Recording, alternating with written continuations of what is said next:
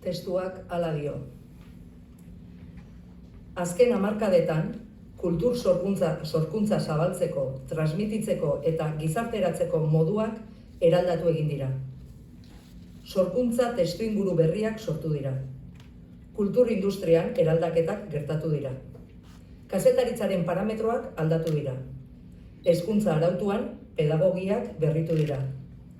Kultur sorkuntzaren berariazko irakaskuntza murriztu da.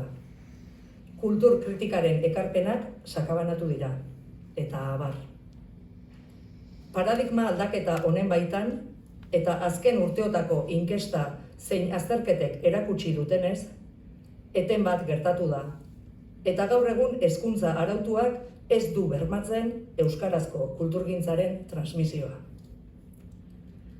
Testuinguru honetan, Araba, Bizkai eta Gipuzkoarako hezkuntza lege berri baten eztabaida mahai gainean dagoelarik, ezinbesteko deritzogu une hau baliatzea euskarazko kulturgintzaren transmisioaren gaia lehen lerrora ekartzeko.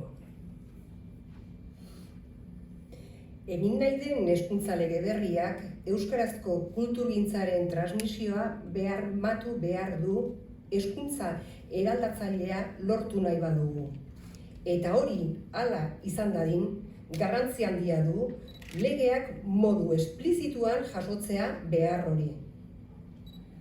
Hezkuntza lege berriaren ituna irakurri ostean, euskarazko kulturgintzaren ekosistema osatzen dugun eragileok dagokigun arduraz adierazi nahi dugu.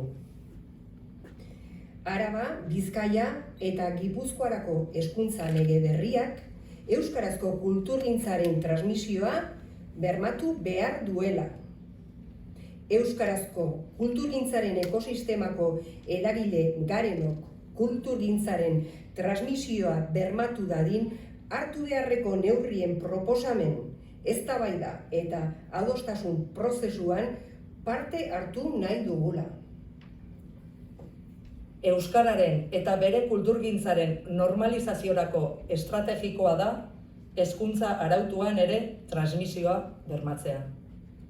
Guk ardura eta prestasun osoa dugu hala izan dadin.